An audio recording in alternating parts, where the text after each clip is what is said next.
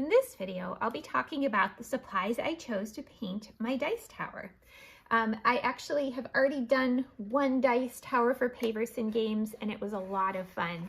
And for this dice tower, I just had a blast, vaguely referencing opera houses in general, and I had used some images of Italy, specifically Venice, and I went for a really gold, glitzy aesthetic. This time I decided to design my dice tower finish around the life of Handel, and I thought a little bit and did a little bit of light research about what he might have liked in an organ during his lifetime. And so the outcome, the aesthetic, will be a little bit different. And I decided to use acrylic paints for this project. Acrylic is a pretty versatile medium. It's, it becomes something that can't be reactivated with water. Once it dries, it almost has like a plasticky quality to it. And it's not very persnickety. It's easy to cover up mistakes. It's easy to work with. And I chose golden acrylics. These are a pretty high quality artist brand of paints, and they were recommended to me by our local art supply store, Mike's Art Supply. Mike himself actually helped me choose my paints and recommended 3 primary colors that will work really well together to produce the range of secondary and tertiary colors that I require, and neutral browns as well. And he also recommended this beautiful iridescent gold that I'm excited to use in a titanium white.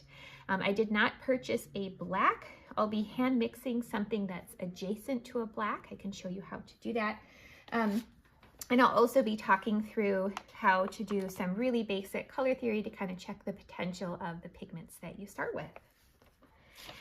If you happen to have a hobby where you paint minifigures and you already have some of these war paints or similar types of minifigure paint tubes, these might work pretty well in addition to any fine art acrylics that you purchase or in place of fine art acrylics. These tubes are pretty small and the dice tower is relatively large, so you might run out of certain colors, but theoretically these are also acrylics. Usually check the label, and so you could even mix and match and use them with any other acrylics that you purchase. For brushes, I am an artist already, and so I happen to have a decent number of synthetic sables and just older brushes in varying sizes. And I'll be using these for some of the rougher paint mixing or scumbling effects or techniques that will give a lot of wear and tear onto the brush fibers. I also will be making use of Q-tips for some detail work or sponging up color. But then I did purchase 2 sets of quality, I would call this quality student grade synthetic sable brushes. So what you're looking for are smaller brushes that say that they could be used with acrylic, watercolor, gouache, or tempera. And sable brushes are not like oil paint bristle hair brushes that are really designed to push aggressively paint around. These will give you a smoother, more refined effect through their use. And I chose 2 sets that have rounds, flats, and filberts so that I can get different shape effects fairly easily just with the tip of the brush. And then I also had a lot of fun investing in these incredible teeny tiny liner brushes. So if you're somebody who wants to do some smaller details, some linear curls and Baroque quality designs later on at the end of your dice tower project, I highly recommend these super skinny liners. The good news about working with smaller brushes is that they're usually a little bit more affordable. I am using student grade, so it could be due to the textural effects of the dice tower wood and the use that they'll receive in general, that they'll look a little ratty by the time I'm done, but they shouldn't be totally falling apart. There really is nothing like a brand new small skinny brush for tiny detail work, so I'm excited to use it. I also have here 2 water glasses to clean my brushes with. I always use at least 2. One I designate as my dirty, one as my clean. This saves me from having to stand up as often to get fresh water because dirty water will ruin your colors. And I always wash my brush in the dirty first and then the clean second. I did make use also of some kitchen sponges for certain effects that you'll see. You can get like a pack of 3 basic kitchen sponges, and you don't want the kind with like cleaning chemicals in them, just basic sponges. These will be cutting up and using for certain effects. And then for my palette, I am choosing to use just some thrift store older ceramic plates. These will be great. I can wipe them clean and reuse them. That's, you know, somewhat eco-friendly. If you are using a lot of really high-test artist grade paints that have warning labels on them that say that they're not good to put down the sink, well, then you might want to try to do something different. Use disposable paper plates and dispose of them safely during hazardous waste collection days, etc., etc. So read the labels, etc., etc. And speaking of labels, remember that sometimes art supplies have ingredients that could be harmful to your health. So I encourage you to read the labels and think about the warnings that are included. Usually, you know, a lot of student grade paints will say they're non-toxic or have an ASTMD label smacked on them, and you may not think about it again, but you never know. Sometimes we don't test our art supplies as carefully as we probably should. Remember that your skin can absorb ingredients if it gets covered in paint, and that could lead to health problems down the road. So I read labels, and if the state of California ever says anything about the toxicity of some of my supplies, I pay attention. State of California has slightly more rigorous rules for art supplies. So for instance, this is a cadmium medium. The state of California notes that cadmium pigments have been associated with cancer in the past. And also the state of California is warning me that this iridescent gold might have harmful effects as well. When I'm working in my home studio, a lot of the pigments I use have warnings that are a little bit worrisome, and so I do choose to wear gloves. I like to wear dishwashing gloves, not because they're comfortable, but because I can reuse them over and over and over without throwing them away. Latex or nitrile would be good disposable glove options, but I like to use something that can be reused. So just read the labels, think a little bit about studio safety, don't drink your paint water. And then I also was recommended by Mike to get some artist tape. And artist tape is a great thing if you want to have some passages that have very clean edges. So for instance, as you learn, your dice tower comes in a lot of different pieces. When I was painting this dice tower, I noted that, oh, well, I can paint the scenery panels first, and I can be really messy. I can create a more of a continuous effect in the background there, right? Because this case is going to go over the top to frame my messy little scene. However, this panel was not behind that case, and so I did need really clean edges. And so if you have a really steady hand, you're in luck. You may not need to use painter's tape. I actually do not have a steady hand at all. And so what I did is I lined the edges with painter's tape and then did my painting inside the tape. You can get artist quality artist tape at an art supply store, or you can even use house painting tape. I use this sometimes too. However, the blue color will sometimes interrupt your ability to perceive hues correctly.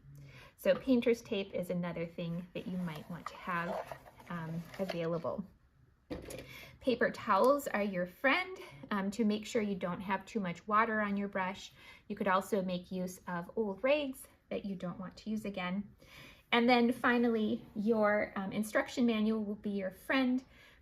And if possible, try to find some videos or images of what the dice tower will look like when it's finished, because again, it comes in a lot of pieces, and it might be helpful to see how those pieces fit together as you figure out how and what to paint first, second, and third. And there you go. Those are the supplies I chose to use for this project, and I look forward to hearing about which colors you chose and what supplies ended up working for you.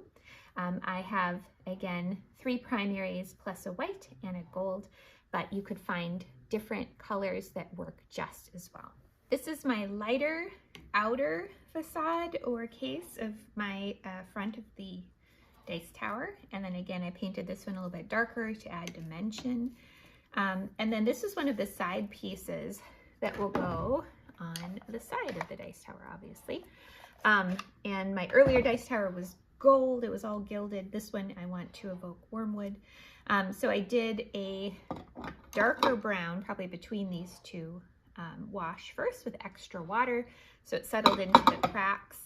And then over the top of that, I took a flat brush, loaded it up with just a little bit of lighter medium brown, blotted it, and just kind of glided across the surface to catch those 3D elements that come forward. And now I'm actually going to wash my brush, and I'm going to take, and again, I have those two, I really need to change them, I guess, but two waters, one's cleaner, one's dirtier. And I'm blotting my somewhat clean brush. Now I'm going to pick up the lightest of the browns that I mixed, just a little, blot it on my paper towel, and I'm going to try to create that glowy sheen. This is way more red than we want, but that same kind of glowy waxwood effect on the side. And so this is kind of a dry brush. It's more of like a damp brush, but I'm going to try this. You could also do this with your sponge if this makes you nervous. I'm going to think about where do I want the light to hit most aggressively, and I want there to be kind of a blendy effect in a few places, but there's a piece of wood here as well that I want to come forward. It's like maybe it's three-dimensionally, it sticks out. So I'm just kind of teasing my brush right along that little piece of wood there to kind of pull it forward in space.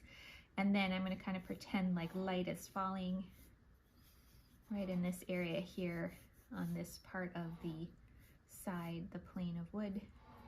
And maybe it's hard to see, but I'm trying to give that kind of dry brush glow quality. That's probably a little more than I wanted.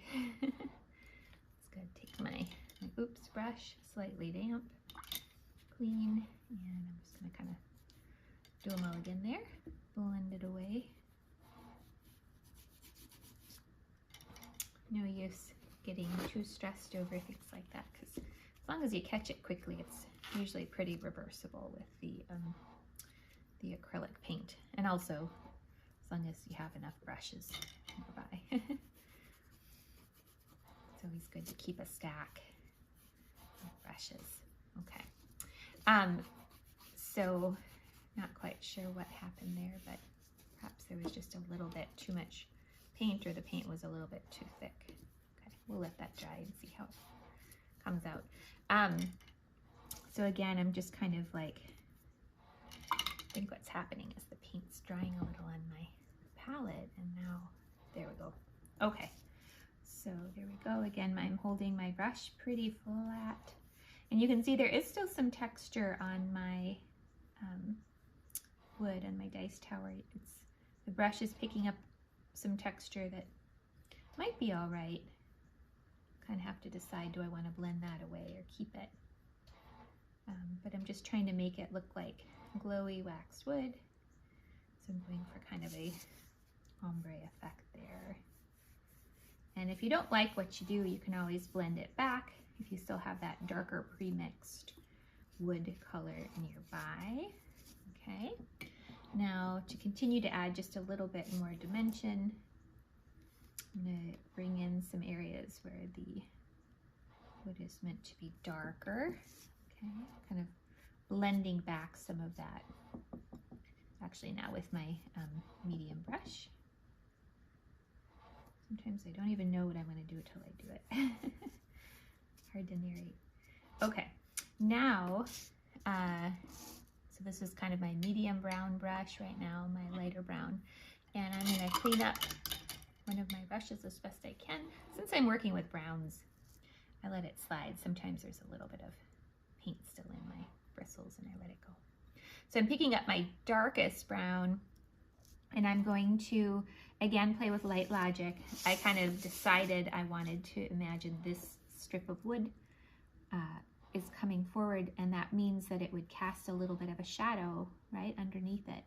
So I'm just kind of teasing my brush right underneath to try to evoke the idea of a shadow. And I don't really have the steadiest of hands, actually. So I'm going to use this low tack tape I got from Mike's Art Supply, And low tack means it's really not sticky, not very sticky. And this should work okay though if I kind of hold it down. And I'm just going to kind of whoop, go over the top of that edge. And that just kind of helps me get a cleaner line there. There we go. So now there's kind of a feeling of a drop shadow there. And then I can think through, ooh, do I want that to happen somewhere else? Maybe I do. Maybe under this ledge. Maybe I want to pretend that that is a ledge. And the low tack tape can be reused quite a bit. You just want to be careful, like if it's still, the paint on it is still wet, you don't want to accidentally transfer it. So sometimes I'll have several pieces of low tack tape kind of hanging out on the side of my desk, and I'll kind of know which ones are still wet and which ones have dried.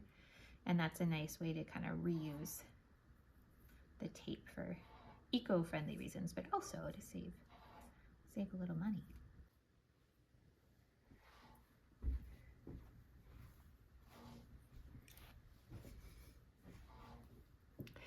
In this video, I want to talk a little bit more about my organ case and kind of show you a little bit of influence and inspiration for some of the decisions I'm making regarding it.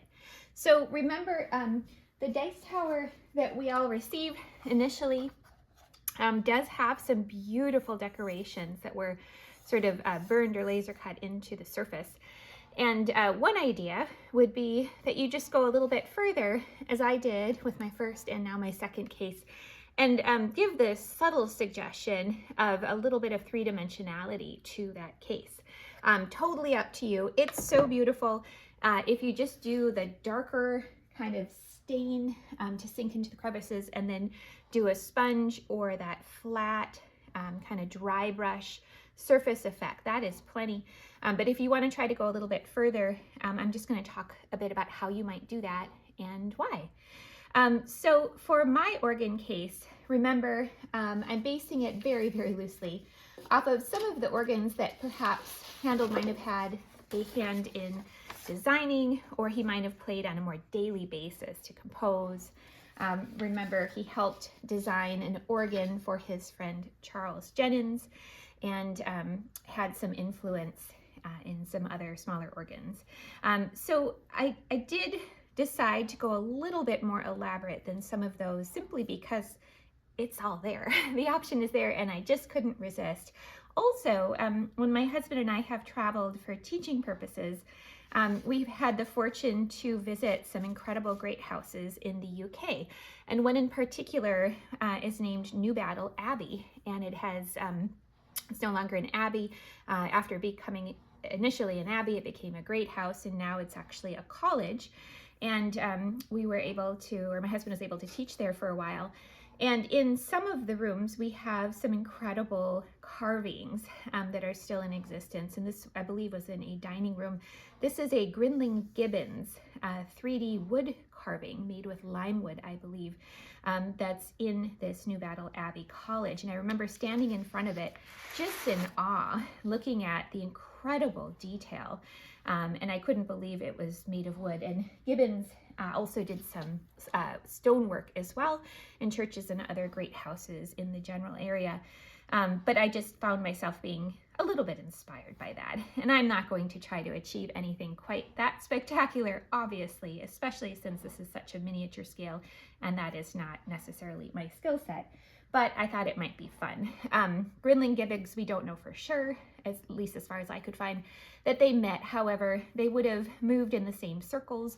Grinling Gibbons was definitely had patrons that were royal, including George I, and would have worked on the opera, or the organ case at St. James Church, where Handel would have probably played that same organ. So it's kind of fun. There's a little bit of relevance. So if we talk about, again, thinking about 3 dimensions, we're using our imagination. We're imagining how some of these simpler flat forms might become 3-dimensional forms. And I just wanted to take note of, again, that shadow and highlight suggestion that I had before. So once again, I chose to not purchase brown or black. I'm trying to do all of my color mixing with my primaries plus black and white.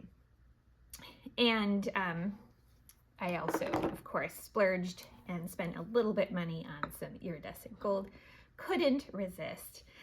So what I'm going to do now is mix a range of browns, just very briefly. Again, my darkest brown, referring to our little chart here, has mostly blue, a little red, and just the barest amount of yellow to keep it from being really overtly purple or violet. And that's my darkest one, darkest brown, okay? And now I'm gonna move on to make more of a medium brown, if you will. Fairly happy with that.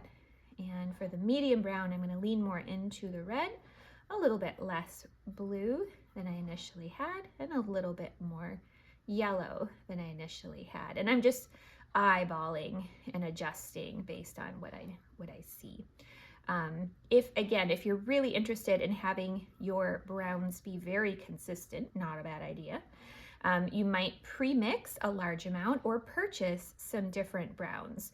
A raw umber could be a good cooler brown that's fairly dark. Burned umber could be your warm brown, and if you added a little bit of yellow and or white, you could get a nice range of mid-tone and lighter browns as well. So those are all options. Yellow ochre is a good way to lighten, warm, and brighten browns. And now I'm gonna make my lightest and brightest brown. Again, you could call this a chromatic gray. You could call this a neutral.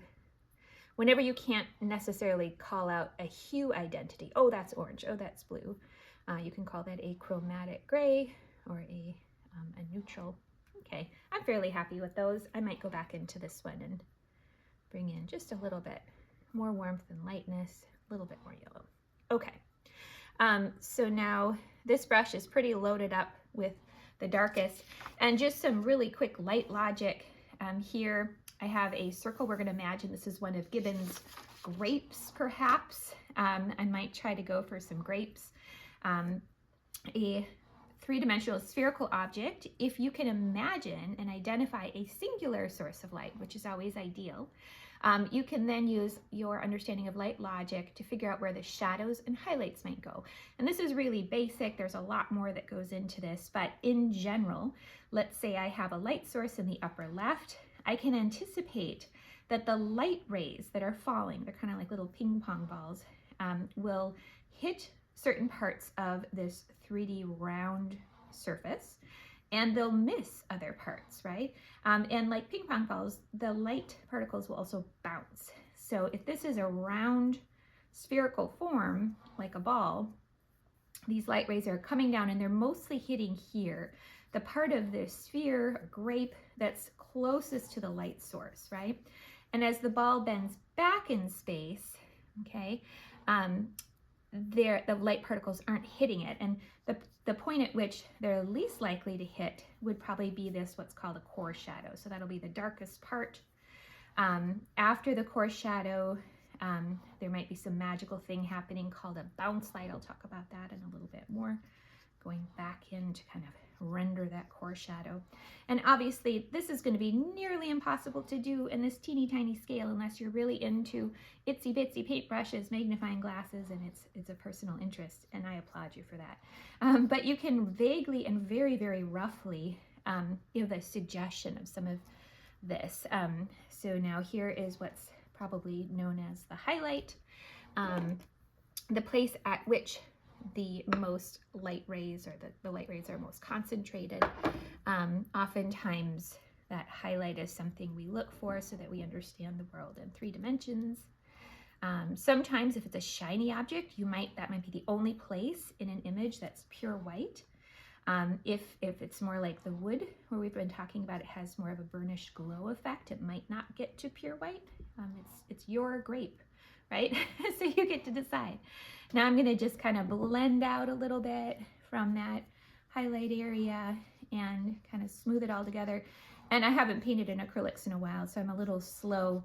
I've got to get used to blending really fast because those acrylics dry really fast. Or I should choose a slow drying medium to add to my acrylics to help extend that drying time. Now there is one other little magical secret that I love, and that's the bounce light moment. So let's imagine this little grape is sitting on a surface, a table surface, and let's even imagine further, it's a shiny surface. It's another piece of polished wood, for instance. Well, some of these light rays are bypassing the core shadow area. They're hitting here, but then the rest are hitting the table surface. And you know what happens? Well, the grape is blocking some of that light because that is in shadow, right?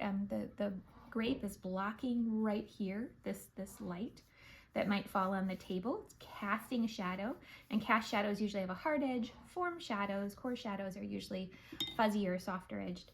But some of those light rays are actually gonna come down, and they're gonna bounce like ping pong balls to the underside of our grape here. Our spherical form. And so sometimes you see just the barest little bit of a glow right there. I love that little detail. It just adds a little bit more realism to an image. So this is pretty ugly and pretty rough, but you get this sense of how we might try to represent something like spherical forms like gibbons, peaches, or plums, or grapes. You know, anything more complicated in that, let's say a pear, for instance. Let's say you want to turn some of these forms into pears.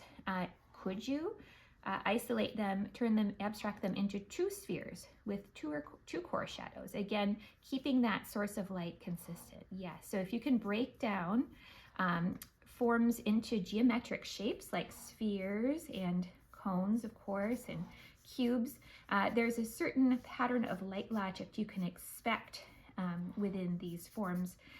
And that's something you might want to YouTube if you want to get into it further. But light logic is a powerful thing, starting with the basics. Okay, so we've got our Grinling Gibbons influence here. We've got some browns mixed up plus white this time. And you can see perhaps that I've spent a little bit more time off camera going in to develop some of the smaller details. And I'm actually going to pull this case, the front case, onto black here, just in the hopes that maybe you can see some of what I did a little bit better.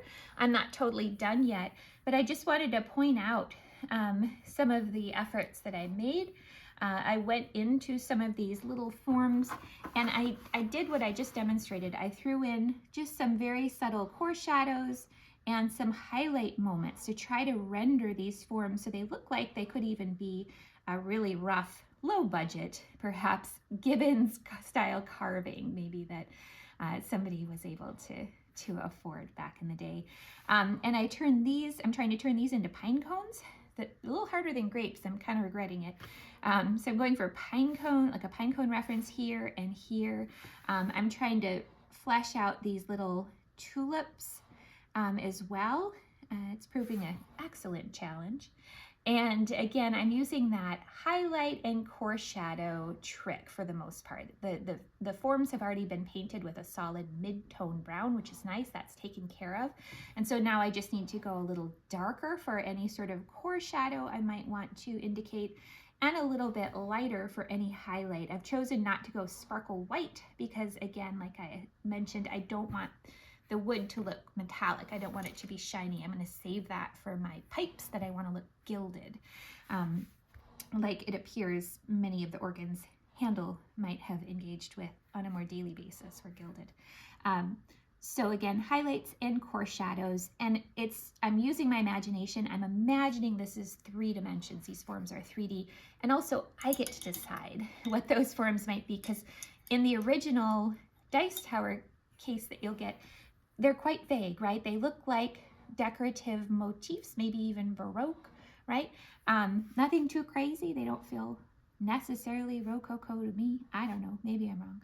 But they do feel like something you might have seen before, right? And perhaps even during Handel's time. But you can turn them into things like pine cones and grapes if you'd like to, or even peaches. So have fun. I can't wait to see if anybody else is crazy like me and decides to turn these into 3-dimensional forms. And then moving on, a couple things I wanted to point out. One is that we had talked a little bit about thinking carefully and cleverly through the order in which you might paint the pieces. You could, if you wanted to, put the whole thing together and paint it, right? All together in one fell swoop. It is going to be hard to get in the nooks and crannies. However, if you're going for more of a simple paint job, that might be okay. It might be okay, especially if you do not spray prime white first, right? Because there's already a lot of dark brown. And in fact, I kind of did that with my first ice tower. I was a little bit crazy with it. And if you look too carefully, which I hope you won't, you'll see a few little flaws, places that didn't get covered with the gold or didn't get covered in, you know, the way that they should have been. So it's not perfect. If you spray fix like I did, you want to go all in. You might want to paint some of these particular pieces first before you construct it, because it would be really hard, for instance, to paint inside this little box without getting paint all over the edges. You'd be reaching in and it would be awkward. So again, at the very least, selecting a few of the panels as I did to paint first, and then putting it all together later. So I did select some of the pieces. This is the foot pedals, meant to reference the pedals. The keyboards I'm going to paint first. And the side panels, again, the seams, you'll see me painting these by themselves, okay? And then some of it, I am actually going to wait, the other less consequential pieces. I'm going to put it all together and then I'll just ham-fistedly paint it as needed. So again, think through that strategically. So I'll be doing the same darker brown wash, leaving these panels open for the scenes that I'll be painting, to reference Handel's life or influences or places that Handel performed. And again, I get to decide, is this going to be metal or wood? I haven't decided yet. I did want to point out that these two have been washed with the dark brown, and this one I've started to go into and do things like a drop shadow under this piece of wood. I decided I wanted that to be kind of a little bit like a ledge, so I used my darkest brown, and I went under it. Again, there's that light logic. Go a little bit darker. Light logic to imagine this drop shadow, right? Those light rays. I'm imagining a topmost or left topmost source of light. The light rays are falling and creating a drop shadow effect that turned out really blue for some reason. So I'm going over it now. And then I also imagined that when that piece of wood pokes out, right, comes forward in space, it would catch the light. So there you can see it's really, really subtle. But I took my lighter brown and wow, you can see my acrylics already drying. I need a little spray bottle. I'm reactivating it. You don't want to reactivate paint that you can see this is kind of chipping. Sometimes then the structural integrity of the paint is a little iffy. Who knows how it'll hold up over time. So I'm actually just going to quickly remix that brown. If you mix a huge pile of paint, obviously it's going to dry a little slower. Okay, so that's one little trick. And then again, remember pre-mixing large amounts, maybe housed in baby food jars that have plastic wrap around them, or again, purchasing pre-mixed browns. Okay, so again, we're imagining this comes out in space, and that's a little more dramatic than I wished. So I'm wetting another small round and blotting it. Now I'm going to kind of blend it while it's just barely still wet. There we go, that's nicer. So again, I'm having it come forward in space. The reason I brought these out is mostly to show you that I kind of goofed. There are two panels on these side pieces that I'm going to paint. And I forget which specific pieces are going to be in them, but they're going to have little scenes. And so because I accidentally filled them in, I'm now going to use painter's tape to kind of clean them up before I paint that scene, because that dark brown stain could, especially if I'm using very light washes, interfere with any colors that I want to paint on top of it. So to give myself like a fresh start, I'm going to tape the edges as I've done. And remember, you can use more of a artist grade low tack type of paint, or you can use what I'm using right now, which is like house painting tape. Different people have different opinions. Take note also on these particular panels, there is meant to be some hardware, and I will be painting those gold later. Those I believe are still carved into the wood, so if you accidentally paint over them, they're shallow, they might still appear, but just kind of like look out for those so you don't accidentally get rid of them. And again, I'm just kind of fixing my mistake here, showing how the painter's tape could be helpful. And I'll probably let this coating of white dry and then do another coat or two. And I am a little bit on the messier side, which is funny that here I am painting miniatures. It's a good challenge for me because I usually paint really big. So sometimes you work with what comes easily, and sometimes you work against what comes easily, and you stretch your boundaries. It's fun. And then this piece here was supposed to be wood yet, and I'm going to reactivate my mid-tone dark and paint that in, and I'll probably have to go over that as well. So there'll be a little bit of back and forth, as you might imagine, with this process, but you'll get there in the end.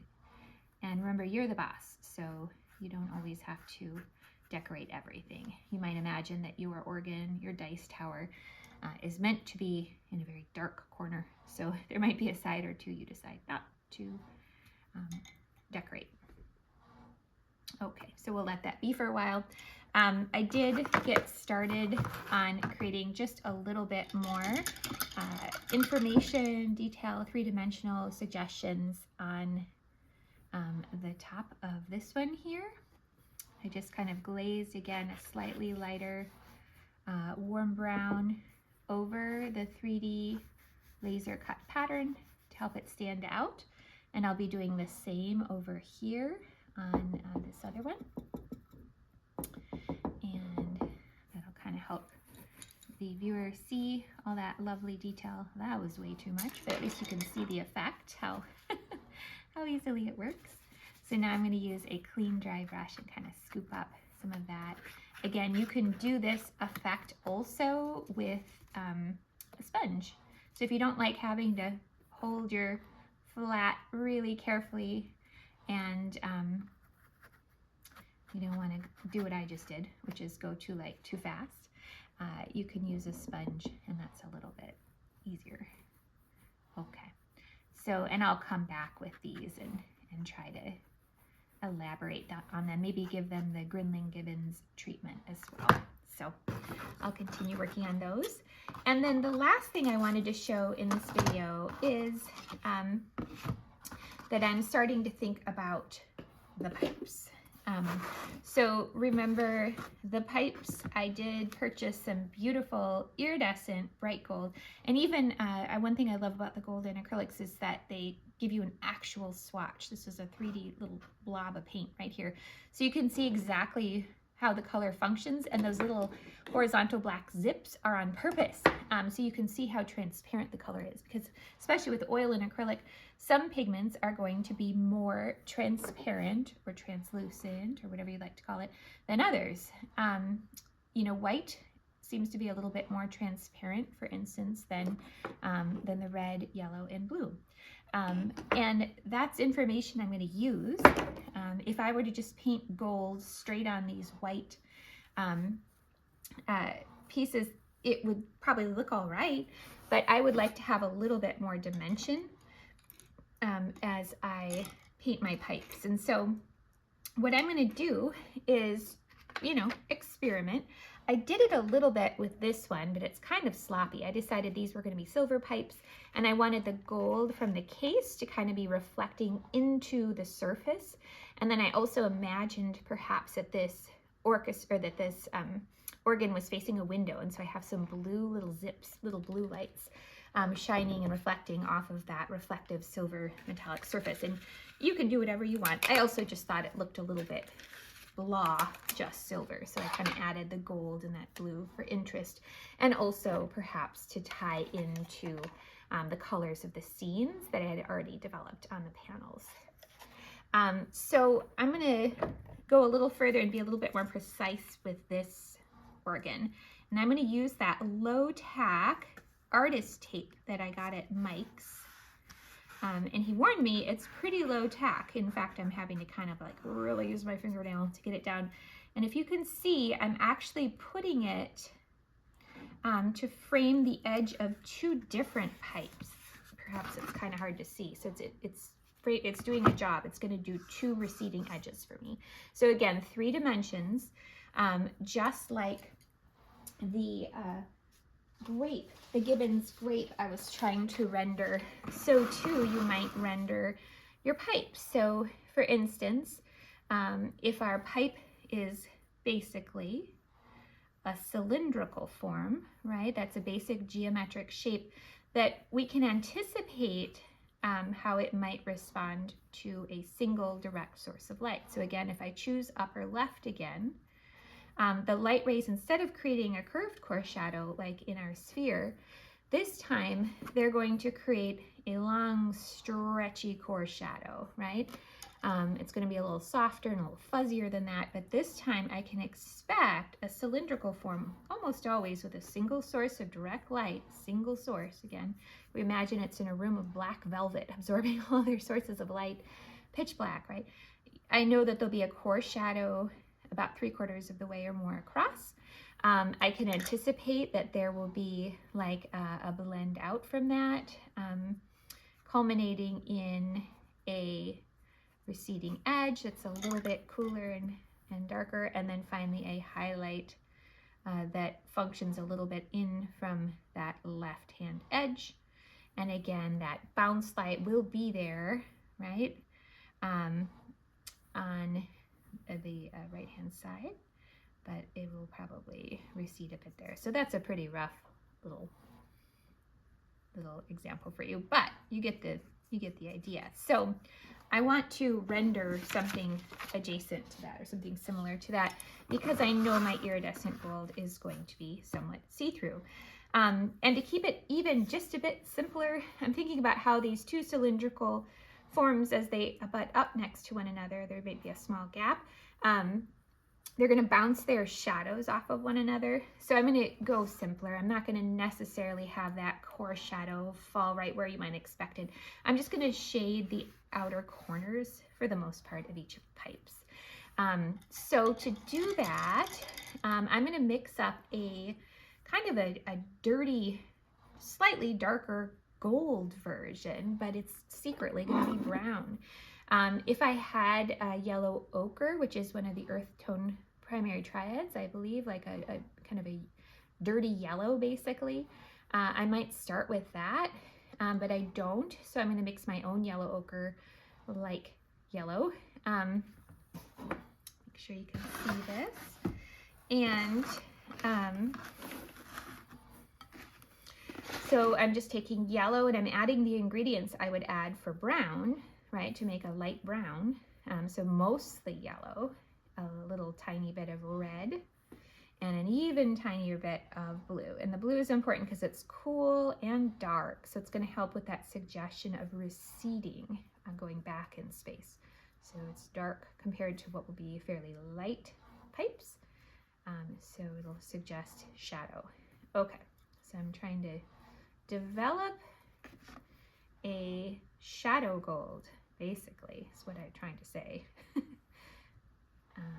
Okay, so we'll try this. We'll see what happens. And I'm actually going to be pretty liberal with water. I'm finding on this primer, if I put too much water in, the paint will bead up on the surface. So I don't want that to happen, but we're experimenting together. Okay, let's see how this goes. So now that the painter's tape is down, I don't have to have quite as steady of a hand. I've never really had that steady of a hand. So I'm pulling back, okay, trusting the tape to do its job. There's a little bit of a dry brush thing, and I'm also going to tease in the inside corner. There's a little gap between those pipes. I'm a little worried about that showing up as white, and luckily our spray primer doesn't appear to have gotten into that gap, which helps me out considerably. Okay, now I'm going to peel off these 2 little strips, and I'll use them again once the paint on here is dry. But to not muddle things, I am going to take fresh sheets for the other side of my pipes.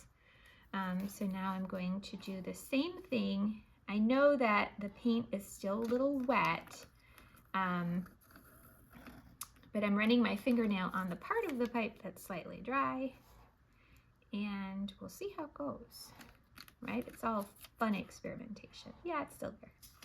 Kind of like how the paint actually peeled up just a little bit, to be honest. Okay, and we're gonna do the exact same thing again. This low tack tape is truly low tack. And again, whoop, go back. All right, we just need you to stick for a few moments. There we go.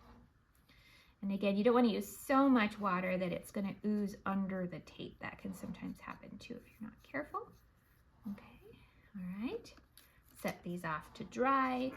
And you can see, probably I should have waited for that one to dry before I moved on to the next, because there's some spattering in between.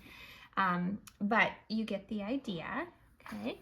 And then again, the wonderful thing and horrible thing about acrylic paint is, boy, does it dry fast, right? So in a moment, I should be able to show you how I'm going to use these shadow crevices or shadow corners. And if you put too much shadow down, it's actually going to be okay, because white is pretty opaque, and you can always add that as like a highlight later on after the gold has been applied. Okay, so I'm going to set these off to the edge of my desk to dry. And let's just see what kind of effect that had. Was it worth it? I think it'll be worth it. Okay, and I'm going to shade the bottom of my pipes with what I'm considering to be my shadow gold color. And again, if I don't do an incredible job, I can always come back later. And you can see I'm getting messy here. That's pretty easy to cover up. Granted, it's the behind panel. And given that it's the behind panel, and also even if it weren't, a couple little tricks that you can do is, number one, you can use wipes. If you have some inexpensive wipes, again, I don't know about the chemical interactions and the longevity. 200 years from now, will the white ingredients cause my paint to do weird things? They might. But if you're not that worried about 200 years, just a wipe to get right before that acrylic paint dries. And you can see I was actually a little too late for there. Might be all rightish, especially if you follow it with regular water and a paper towel. Q-tips work really well as well. I am going to make the inside of these pipes with silver. I believe that was my plan. Okay, so let's go ahead, wave this around, use a hairdryer, whatever we want. And I'm so excited. I'm going to get out my gold. Isn't that beautiful? Iridescent bright gold, or iridescent brilliant. Not quite sure why there are two options there, but we're going to go with it. I am going to use a smallish flat brush. I'm touching the shadow gold that I made myself, and it feels pretty dry. I'm going to pick up some of this beautiful iridescent gold, and when in doubt, tread lightly initially. I know it's going to be pretty transparent because I can see that, and I'm just going to glaze right over the shadow and highlight that I've created so far. I'm just going right over it. Why not? And you can see that you can see through this gold, especially if you kind of pick some of it back up on the way back up. So again, if you add water, it's going to be more see-through. No water, a little less see-through, okay? But it's kind of cool that, yes, you can see that shadow gold that I mixed having an effect. So I'm, again, just going right over the top, leaning into the knowledge that my iridescent gold is going to be see-through. So again, the lower pipes I did really quickly just with that dry brush shadow effect. And these are looking pretty good so far. Again, I'm saving the inside. I'm going to make that silver later on. Pretty happy with that. what I might do is after these pipes dry, I might go back with a second pass at certain moments to like build up that gold and make it a little bit thicker. I know I did quite a few layers of gold and silver on this one. And then I'm going to cheat once it's dry and pick up white and mix that with a clean brush with my gold, and maybe even just go with straight white in select moments and create some highlight zips near the middle of my pipes. Remember, with that light logic, we're looking for that highlight right around the middle-ish, maybe a third of the way in, depending on where you've decided arbitrarily your light source will be. And I'm using the skinny side of my flat brush. This might be a good time for those skinny little liners. And if you have a wobble in your hand, like me, you could also do the tape thing for this step. You could lay down 2 pieces of tape so there's just barely any space peeking through them, and you could do your zips that way. If you have a really unsteady hand, there's all sorts of other tricks that you could employ. One of them is you would use, I'm a lefty by the way, if you haven't noticed, so it might be opposite for you, to use the point of a stick or another paintbrush to rest your part of your hand upon, and then you just have a little bit more of a supportive stroke that way. It's one little trick. Others will use their pinky or one of their other fingers to, now I forget how I might do this. I'm usually doing it with charcoal. There we go. To apply a little bit more support. So yeah, I'm not loving the wobble of my highlight, so I might go back later and clean that up a bit. But especially once all this is filled in, I do think that my pipes are gonna look good. I think they're gonna look like gilded pipes, right? That's the important part. Handel wanted to call attention perhaps to the pipes, 'cause from there the music comes. Beautiful. And then I'll have my little gibbons on top of everything, and I think we're on our way. And it's up to you if you want to hide other little colors in your reflective pipes. Imagine someone sitting at the keyboard and even have little shadows of colors of a figure somehow abstractly represented there. Or if you imagine you're in a specific interior that has wallpaper, maybe you know the color of that wallpaper, you might apply little shadow zips that might be reflected in that shiny gold. Okay, my dice tower is off and running. I'm continuing to develop the face of my organ. Still trying to aim for that little bit of 3-dimensional fun in the wood carvings. Maybe trying to evoke Gridling Gibbings just a little bit still. And I'm still sticking with my 3 primary colors to produce dark, medium, and light browns. And I have that little bit of gold. You can see I continue to develop my pipes just a bit more. So today, while I kind of continue to develop the carved wood effect, kind of in the background for the separate outside pieces, sort of the organ case pieces, the framing pieces, I decided I wanted to also begin developing the side panels, the little scenes that I'm so excited about. And so for the 2 side panels, I had a plan early on that one side I wanted to kind of evoke some of the better known performances that Handel performed. And then the other side I was going to have influences. And I've been sharing my earlier dice tower organ. And just like my first dice tower, I'm going to be painting the background. I'm going to be painting those scenes sort of continuously, knowing that they will ultimately be framed by the organ case. So again, this is going to start looking really messy because I'm going to be continuously painting a few scenes. but I also know that the case will create a nicer finish. So here's my plan. I'm sticking pretty close to my original intentions. My idea for this particular side will be, first I'll have a continuous scene of the water music performance on the Thames, with the Westminster Bridge in the back, maybe two boats, one where King George would have ridden on and the other where Handel and his musicians would have been on. I'm planning to do a teeny tiny little scene of Neil's Music Hall where Messiah was first premiered in Dublin. And then St. Paul's Cathedral, some well-known performances there. Probably also the Halle Market Church is where Handel would have learned to play the organ and had some of his first professional performances. And then finally, I had fun researching Covent Gardens, the original opera house that was there that's now known as the Royal Opera House in London. So that is my plan. I'm sticking to it. I'm still adding some dimension to the case, but I'm going to set that aside for now.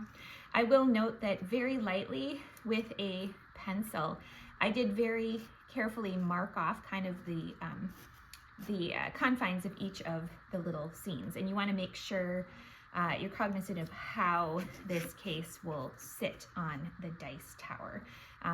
There's a few points at which the case aligns with the inner panel, and you want to make sure you have it right.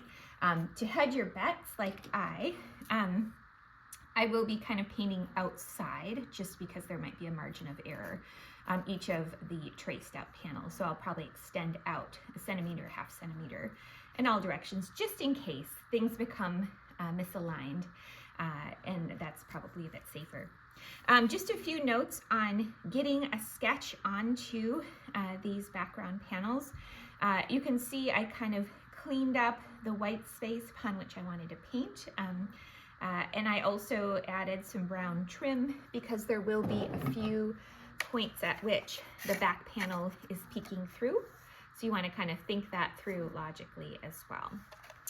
And then just to kind of give you some insight into my, again, very casual research. So if I got something wrong, feel free to let me know. But I did look into some imagery. There really wasn't, obviously, some sort of visual representation of water music being performed. But here we do have a few representations of the Thames River and a very late depiction of Handel's water music performance. And then again, some older paintings. So I was looking at representations of the Thames from around Handel's time. And clearly you can see there was quite a bit of boat traffic. This is from the 1750s. It's a print housed in the Rijksmuseum.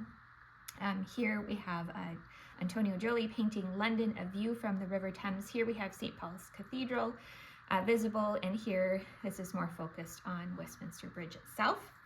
And then I did find another painting, Westminster Bridge on Lord Mayor's Day by Canaletto, and I like this one because it is not depicting water music necessarily, but it's a special occasion. And so here we have some boats with flags.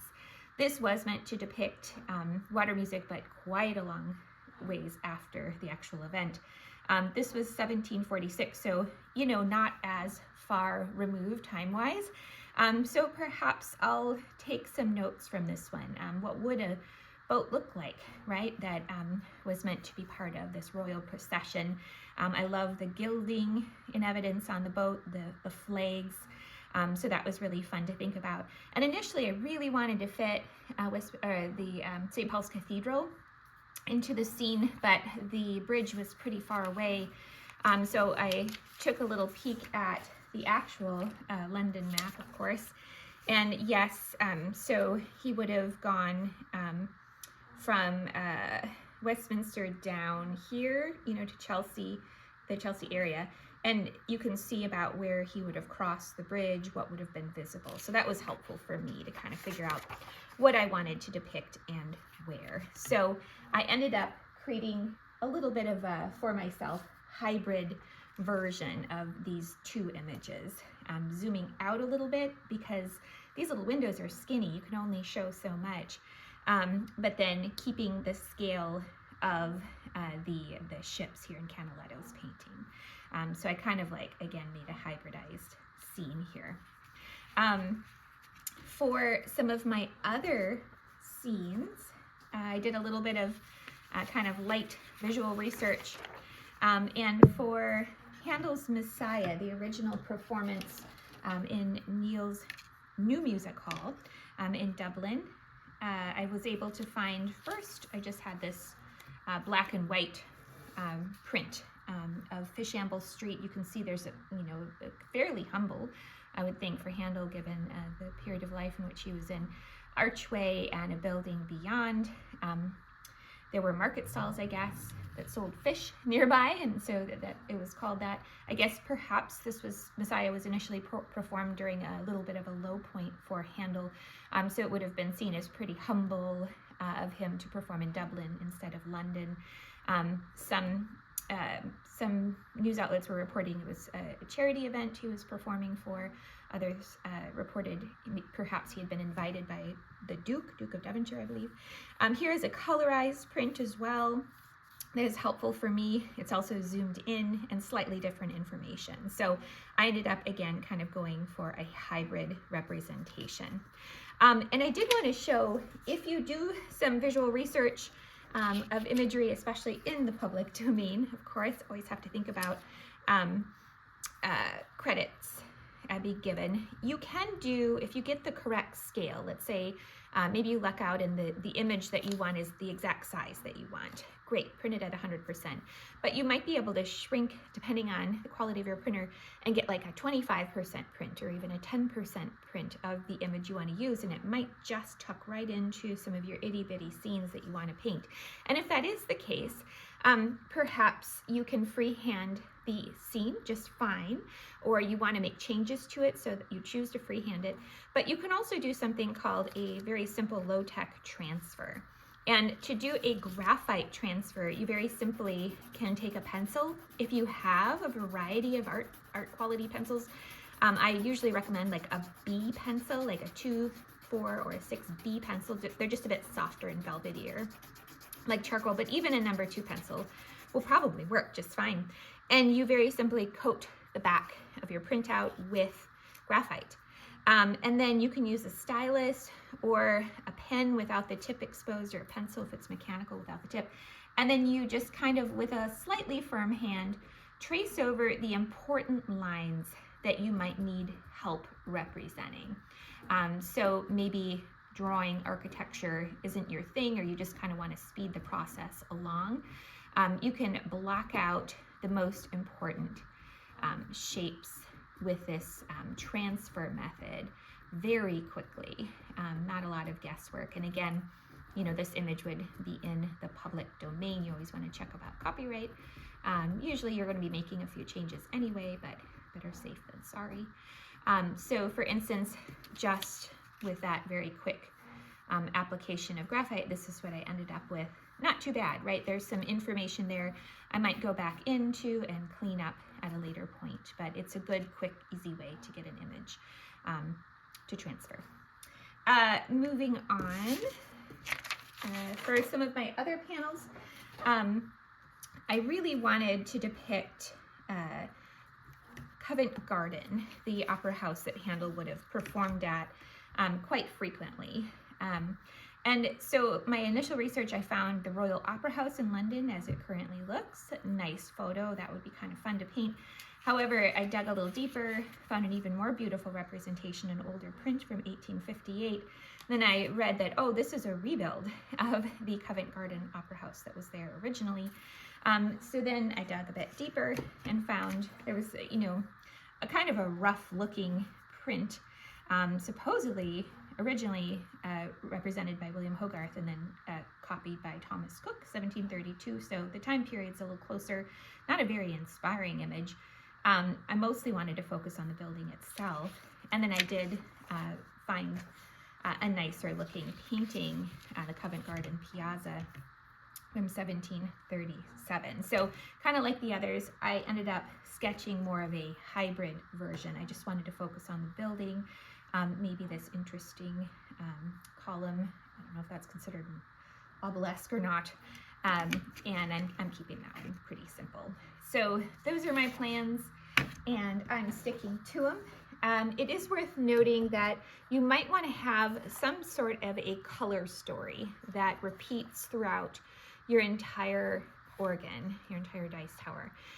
Colors that are related across all sides so that the whole piece looks like it belongs together and has a really nice visual flow. Obviously, gold being the dominant color on this one gave me a really nice unifying start point.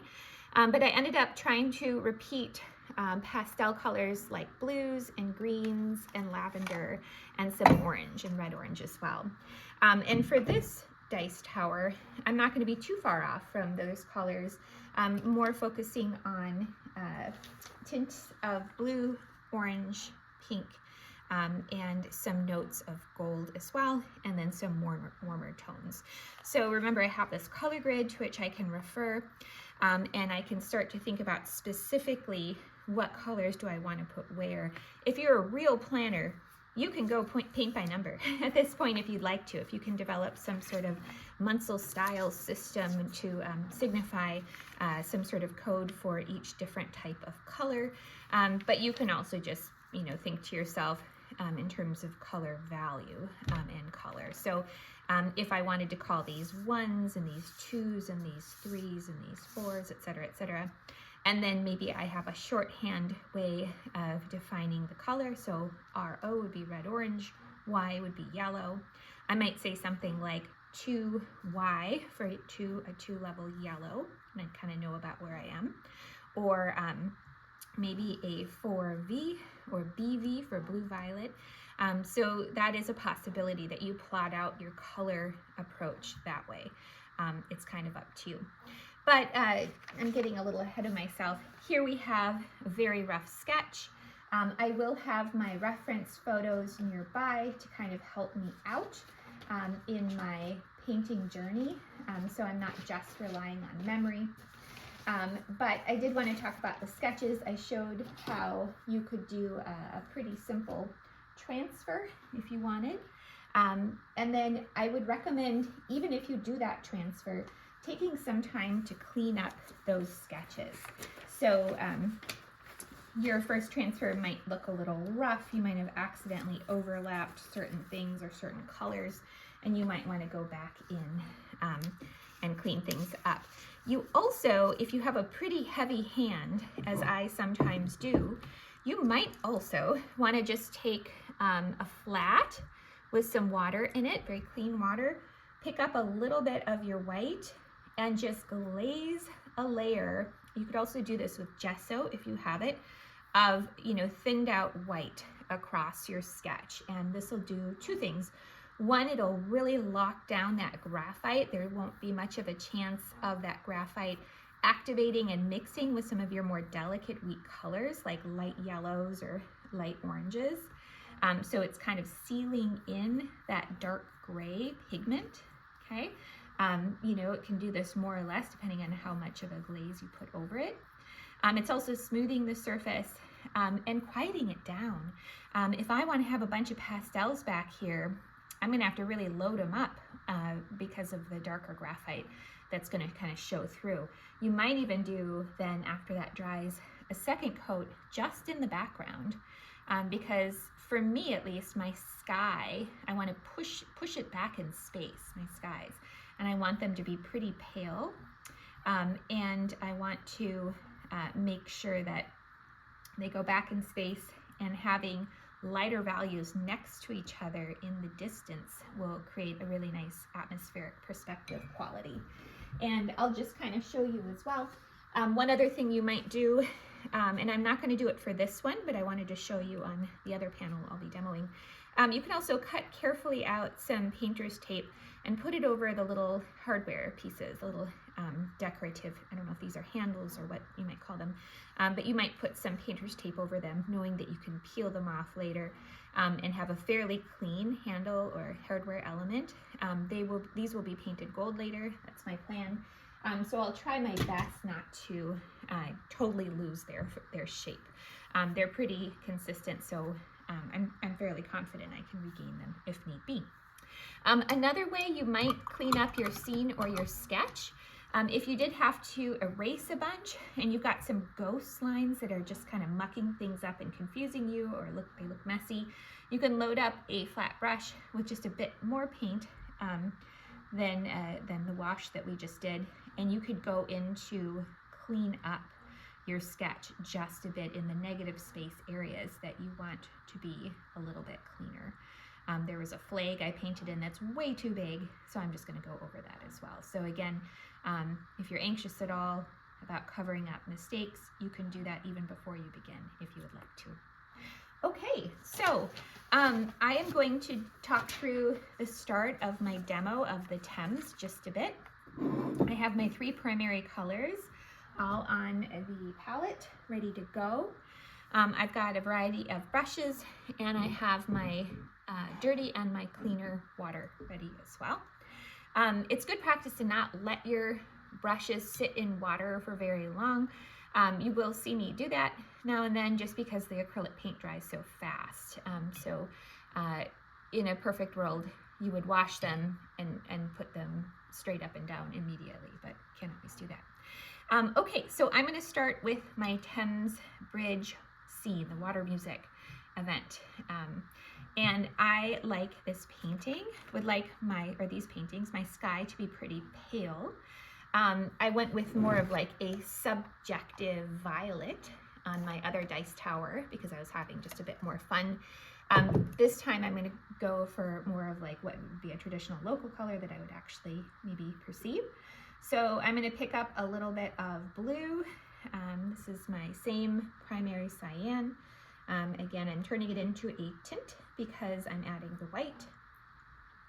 And I'm now going to just go ahead and glaze in some of this very pale blue. Again, I talked about, just in case my tracings or my measurements are a little bit off, I'm going to bleed out beyond the picture plane that I very lightly sketched where the frame will go, just to make things a little bit less nerve-wracking for me. And while this very, very pale blue is still wet, I'm going to very gently with this larger brush. Good advice is generally use the biggest brush you can use. In general, working with a bigger brush tends to look just better, more painterly, more realistic, looser. So I'm sticking with a strangely big brush here, and I'm glazing in, just while the paint is still wet, variations on the blue color, and even some just looser brush strokes that might evoke a look of clouds. And so far, again, I'm just using that primary cyan and white. And I just kind of want a little bit of a subtle ombre effect from dark to light, maybe the very rough or loose suggestion of cloud forms. And if you don't try too hard, usually skies just kind of take care of themselves if you're working loosely and kind of letting the paint do its thing. So I may go back over that later with a little bit more of a complex glaze, maybe more, you can see this is more a traditional ultramarine blue, less of the cyan green blue that I used here. To get this blue, I would probably just need to bring in a tiny hint of red to kind of purple it down, so more of a, not a blue violet, but close, more of a blue violet. And that would give me that more like overcast gray purple cloud effect than the cerulean, maybe early October color. So it's your call how far you want to go with that. All right, now I am going to employ the same idea of atmospheric perspective as I start to represent the landscape in the background. Canaletto actually has some pretty high contrast landscape information in his background. Maybe he does want to call our attention to a lot of the architecture along his depiction of the Thames and the bridge. We can see quite a lot of detail as we go back in space. This print is a little bit by Faber-Parr, I believe. This print is a little bit more traditional with its use of atmospheric perspective. As we go back in space, there's less detail, less contrast, less sharp edges, and the values are closer to one another. So here landforms are very pale, as is the sky, right? So whatever I put back here, I'm going to follow this kind of atmospheric perspective approach a bit more. I'm going to make sure to mix with the same kind of hazy blue. So this is going to be what's called my atmospheric color. So this kind of hazy blue. It's a cool color, which helps. Cool colors tend to go back, not always. And it's going to be a light value that will help unify the color of my sky and the landscape in the distance. So at the time of this painting, there was still quite a bit of greenery in London.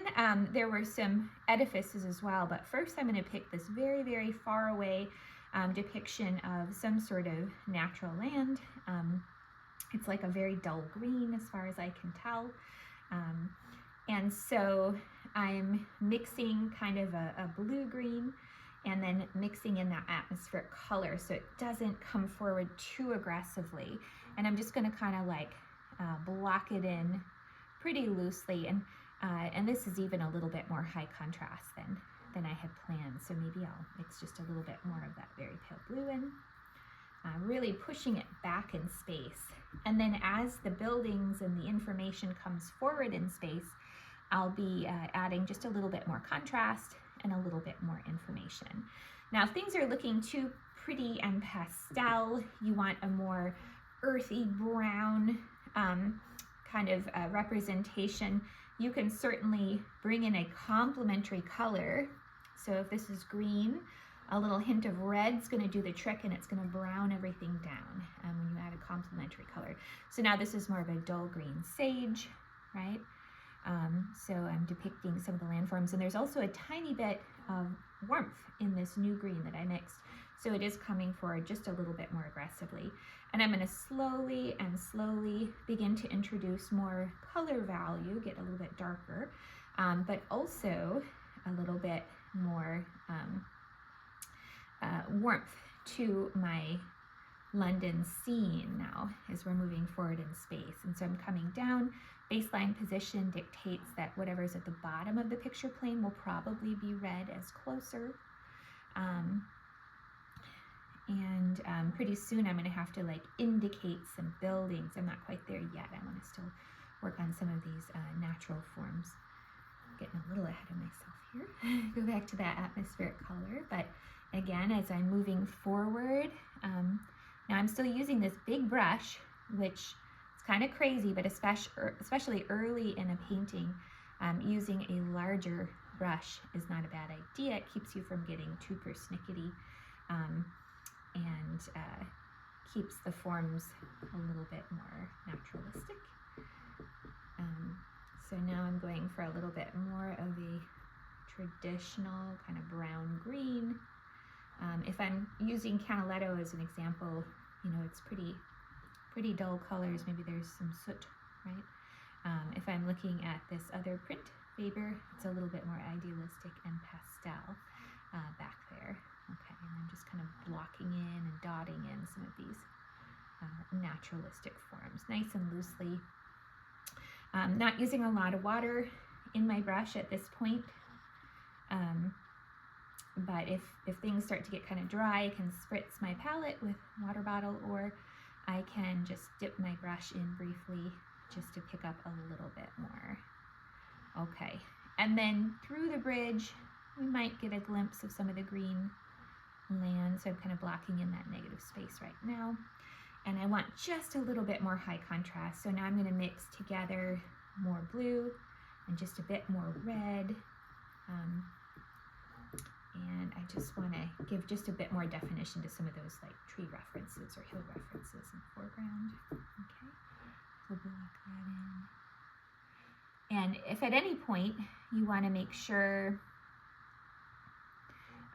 you know, how what you're painting will be perceived, you can always briefly hold up your frame over the top of everything just to make sure something that you love that you just painted isn't going to be totally blocked out. So, okay, I'm doing all right so far. Okay. And again, just a little bit more development. Now, I might go back in later and add some more information. I am now going to kind of crisp up the top edge of the bridge. I know I've got to add those kind of dome qualities later. I'll be going back in layers. And now I'd like to represent some of the buildings. You can see in this the Faber-Par print or painting. The buildings have like that blue cast, that blue haze. So they were probably made of stone. So I'm going to mix kind of that same atmospheric color to kind of push him back in space. Canaletto has his come forward really aggressively. I don't quite want mine to come forward in that same way. And I'm just going to kind of mix together a sort of apologetic stone color. And we'll see how it looks. You can always change things, right? And we have, and I'm finding, I think my brush is going to be too big for this one. So I'm going to have to retire my flat briefly. And I really liked working with a flat. This one isn't quite in as good of shape as I would like. I'm trying to resist going teeny tiny with my brush just for a little bit longer, just to keep that spontaneity, but we'll go with this size. Okay, so I'm basically just blocking in the rough geometric shapes I see of the buildings, knowing that the viewer will probably be able to kind of surmise what they're looking at. It's up to you, obviously, how intensely detailed you end up getting. You could spend forever adding itty bitty details to some of these forms, and it's totally your call, right, if you want to do that. My building looks okay. It got a little bit more green than I wished, so I'm actually going to go back over it with something that feels a little bit more like blue-brown, and that'll give me a chance to add just a little bit more definition. Again, this is going to be pretty far away, so I don't really want too much information. The more information I build in, the more it will come forward in space toward the viewer. And so keeping it vague is actually a good spatial strategy. And you can recall how quickly I blocked in the sky. So just remember, nothing's permanent. You can get rid of what you did and go over it again later if you want to. You can also clean things up at a later point as well. So don't fret if your first building, your first pass isn't perfect. You can always go back and modify. There are a few other teeny tiny buildings or towers in the background. I'm going to try to just block in. There would have probably been a lot of church steeples as well, humble and grand at this time. The London skyline. So now I'm just very loosely blocking in suggestions of architectural buildings. I do see there's a lot of like red brick being depicted in both scenes here. So now I'm going to block in some of these kind of red-brown structures with that same little bit of blue, not necessarily the atmospheric color anymore, but just a little bit. Maybe I want that to be a little bit lighter. Bring in a little bit more red-orange. Some of these brick-like buildings. And I think we got a little dark. There we go. And I'm being pretty loose, pretty impressionistic, if you will. This is all content that is going to be way in the background. If it's really important to you to depict actual buildings that might have been around at the time, maybe you're also basing your design on a composer or a musician, then by all means, hunker down and go for lots of detail. For me, I'm fairly content to let these structures be pretty vague. Okay, and I've mixed like a dirty orange, or you might even look at this and think of it as a brown, to kind of like glaze over the surface of some of these red brick homes, kind of make them glow. make it look a little bit like there's light falling on that. And I know some of this will be cropped out later, but I'm all right with that for now. Okay. It does look like in this particular scene we have the river going back and beyond the Westminster Bridge. We see the same thing here, a little bit more of a centralized composition. So I am going to make sure that whatever colors I bring in here are fairly continuous. I like Canaletto's watercolor. It's color of this water. It's kind of murky, a little dirty, like the Thames be as well. So I'm going to start mixing up my watercolor now. I'm going to go kind of like Canaletto, dark to light for the most part. You know what would be really nice right now is a filbert, a small filbert, and I don't think I have one, but that's all right. I'll just take my time, and I'm going to be mucking up the shape of the bridge, definitely, as I block in this negative shape. I can come back later and clean that up. There's a lot of backwards and forwards painting in landscape, especially itty-bitty landscape scenes like this one. I'm going to try to leave gaps where my boats will fall. That might prove difficult, especially because I want kind of a horizontal flow suggestion backwards and forwards, kind of like in the sky.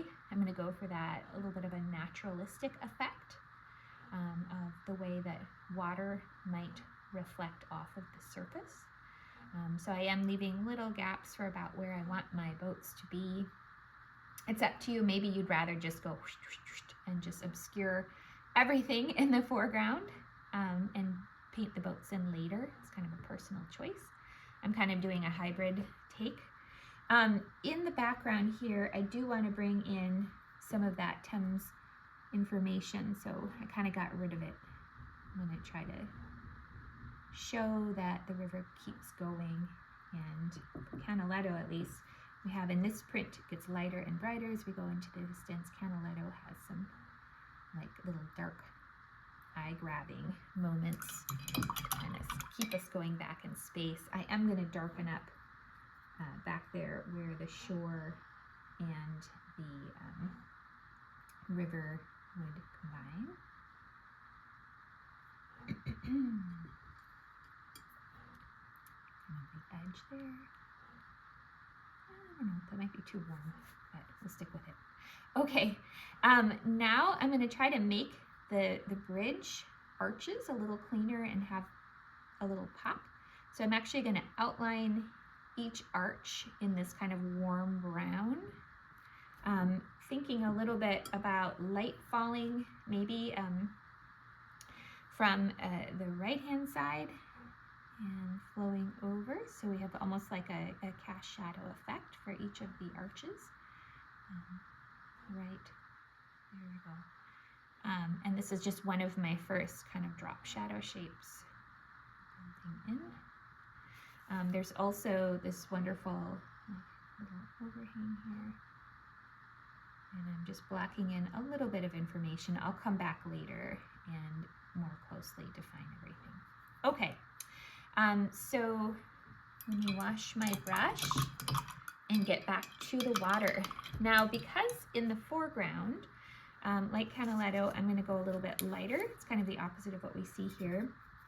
I'm going to go back to the Thames, murky Thames watercolor I just left off with, and I'm going to slowly introduce some white and cleaner blue as it comes forward. So I'm mixing more of a pleasant, something a little bit closer to, I guess I'd call it like the cyan blue muted tone. There's a little bit of gray in there. And I'm actually going to try something. I'm going to add quite a bit of water to my brush so it's almost like a glaze, because I kind of want to see through to the boats a little. I don't want to lose those sketches. They took me a while. So that was a little too much. I'm going to kind of see if I can still see through a little bit. There we go. And because I did that white underpainting underneath, it's kind of nice. The eye is optically blending the white that's shining through with the transparent acrylic wash, right? and the blue. So I'm using a little bit more of like a glazing technique. And if you have just like a little scrap of clean paper, you can kind of reclaim your sketches if they get a little bit lost. Okay.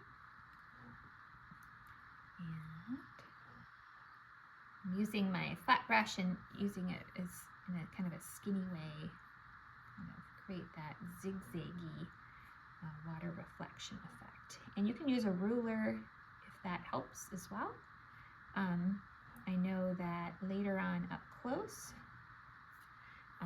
you'll be able to clean some of this up later.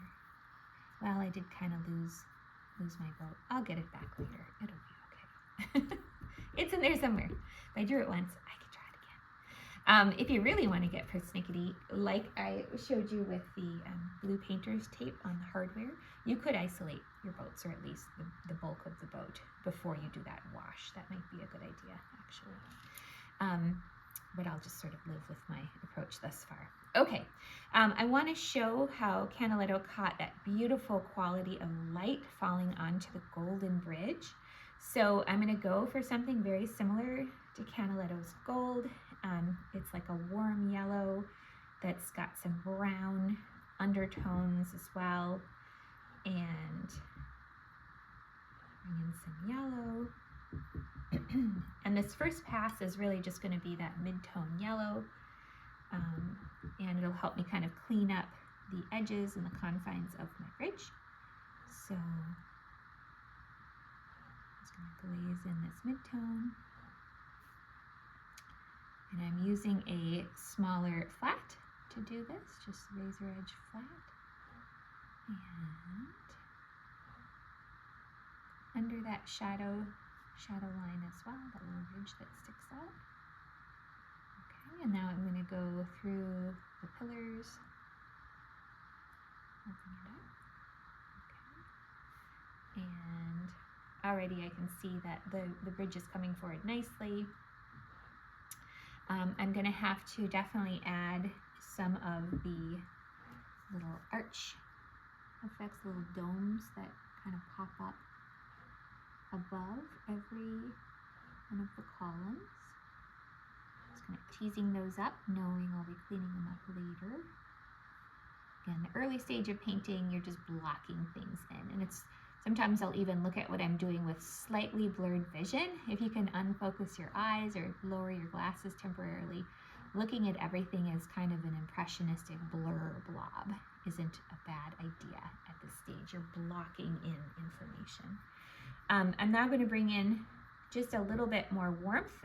The bases of these columns have darker brown. Either they've been stained by the water of the Thames over time, or they were made with something like a red brick. And I'm finding this brush is just a little too small or too big for my purposes. So I think I will. It's easier if I can block things in with a flat at this stage, but that's proving just a little more elusive. So I think I'll have to lock it in. There we go. With a smaller round, everything's just so itty bitty. There we go. Okay. And again, it's your piece. So whatever you choose to paint in behind the scenes of these panels, whatever your inspiration or influence, you can make changes, you can simplify. If there's something you don't want to represent, you can skip it. I'm now bringing in like a shadow side to the columns. There's like a little cast shadow. You can see it also on this other print as well to kind of indicate the three-dimensionality of the bridge. So the shadow side is just a dirtied down version of the base that I just worked with. And that extends all the way up. Okay.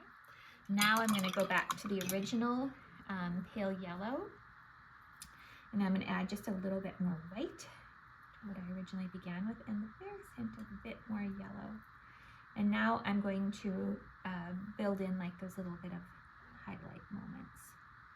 And I could go back and forth, building in highlights, shadows, little bits of information. It just kind of depends on how detailed I want to get and how much I want the bridge information to come forward.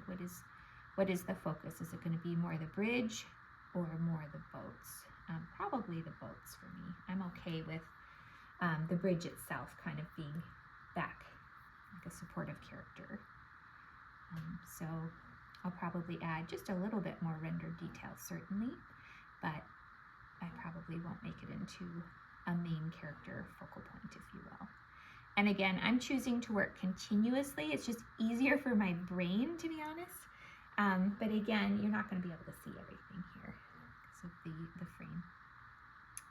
All right, a highlight as the light might hit the top of the bridge rail. And then I notice also the brickwork along the top of the arch is kind of like reflecting the light. Those might be some type of special bricks. So I'm gonna just dance my brush along that arch and make it sparkle and glow just a little bit. And this gives me a chance to kind of correct any abnormalities, of which I seem to have a few. The consistency, probably good I didn't go into bridge building. The bridge may not stand up for very long here. Okay, and again, lots of layers going back and forth, correcting small issues and things that need to be fleshed out. So usually there's a few different applications. So yeah, I'm getting a little bit more dimension.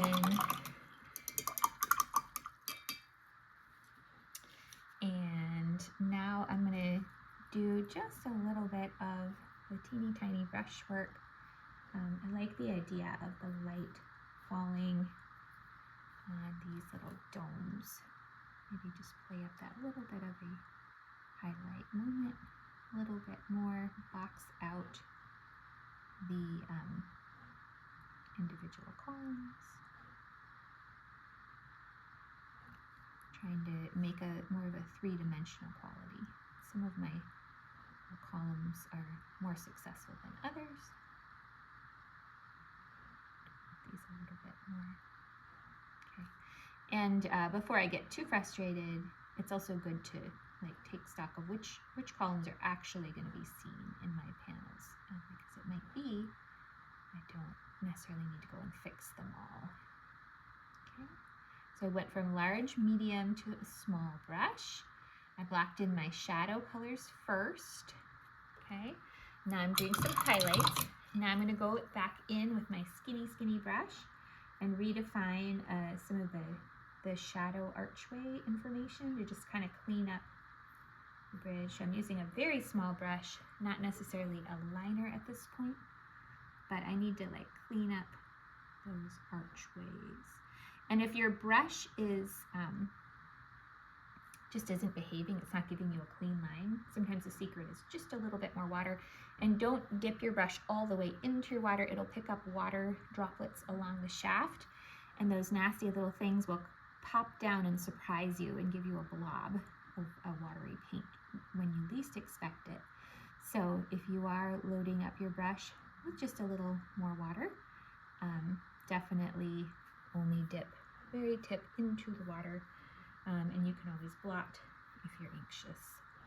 Okay, so my arches probably are not necessarily in proportion to the actual bridge itself, but that's okay. I'm more interested in just sort of depicting this lovely and momentous scene. I would have loved to have seen the barges and heard the music, water music. And I believe Handel did such a good job and so impressed the king that an earlier slight that Handel may have performed on, I think he was supposed to be the court composer of King George before he was king, and then he kind of snubbed him, and that was forgiven. And George was like, you know what? I don't mind now because you're performed this incredible water music. You're so talented. Okay, so I'm getting there. I'm going to mix in some of my yellow and a little bit of orange. I'm going to blend it with my shadow tone and just block in some more of like mid-tone shadows I see popping up here and there, just to continue to flesh out information. Some more of the red brick kind of shadow side. These are 3D pillars, they're not just flat. So I'm now kind of showing how the red brick part that goes into the water has a shadow side and a highlight side. Again, still pretty enough. There we go. And then if you notice, it looks like there are some carved figures on top of the bridge, and there's also, because of perspective, we're seeing the inside of the kind of finials or column blobs, we'll call them. And so this will be tricky to add. I'm going to experiment a little, add a little blue to this column finial color to kind of push the echo shape back. There we go. It kind of sits back and behaves. And again, that will add a little bit more of the three-dimensional quality, hopefully. It gives me a chance to kind of carve into any of these kind of finial blobs that may have gotten too big or bulbous.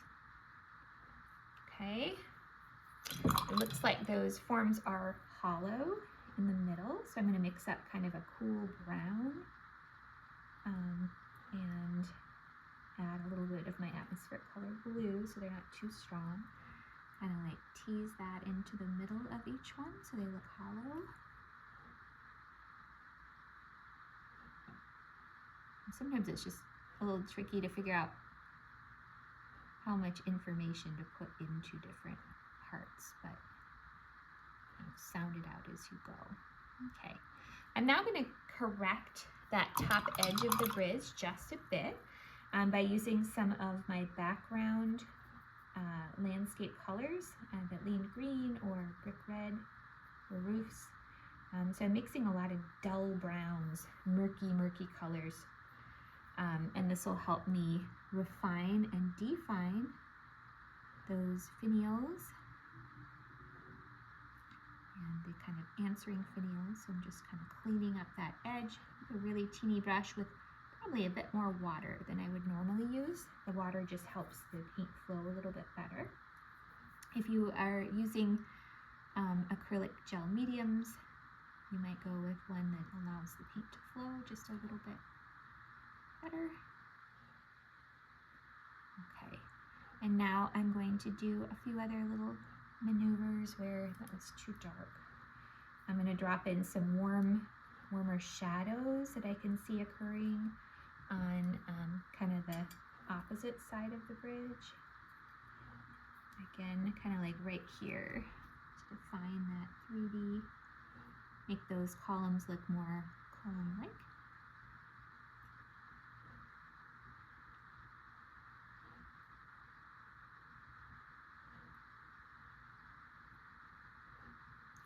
So I'm always thinking warm, cool.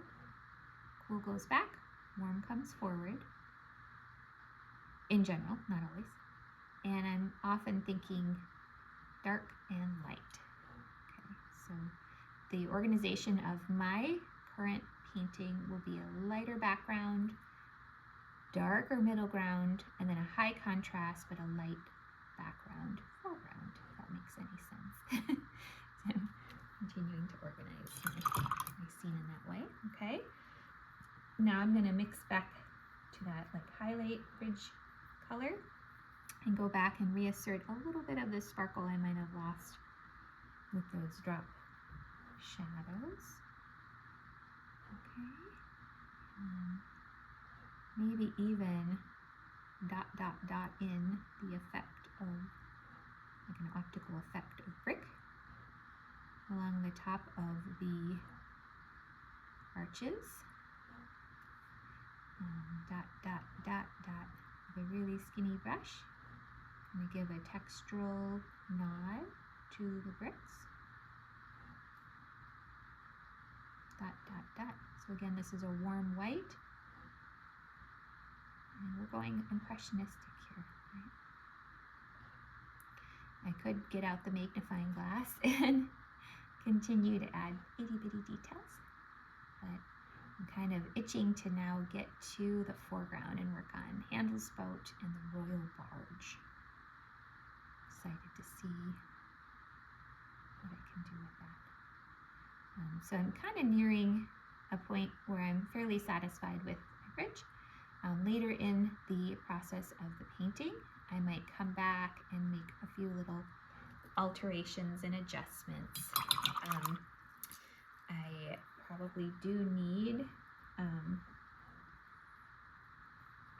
a few more skinny definitions. Kind of show the handrail, and break that heavy highlight line down. Right now I'm using a warm kind of brown, and I'm making minuscule little vertical strips or stripes, kind of show that the handrail would have had holes in it, and that's helping further define perhaps the bridge. Okay, I've got the same color in my brush, so just cleaning up a few edges there. And I'm making a couple like purpley strokes into the water just below where the column would have expanded, to kind of like create like a reflection, but also a suggestion that these forms go down in space. Okay. And I'm going to bring in some darker blues and go back and define kind of where the top of that handrail might fall.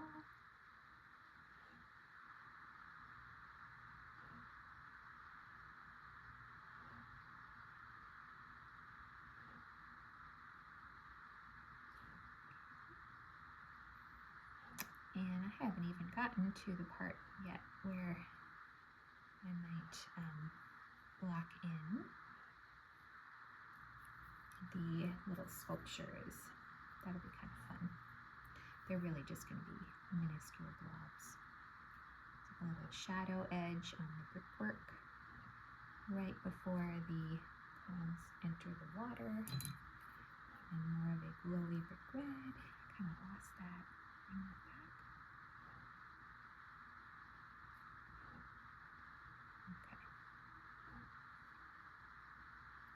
Bringing a little bit of that same red into the building references, the distance.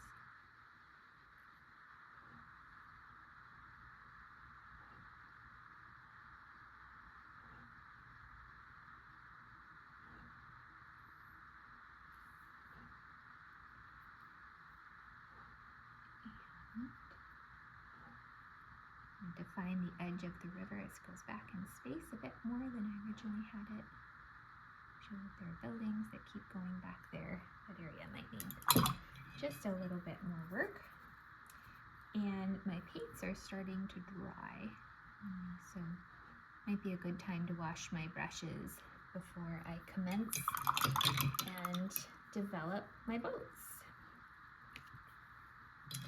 So far we're on our way.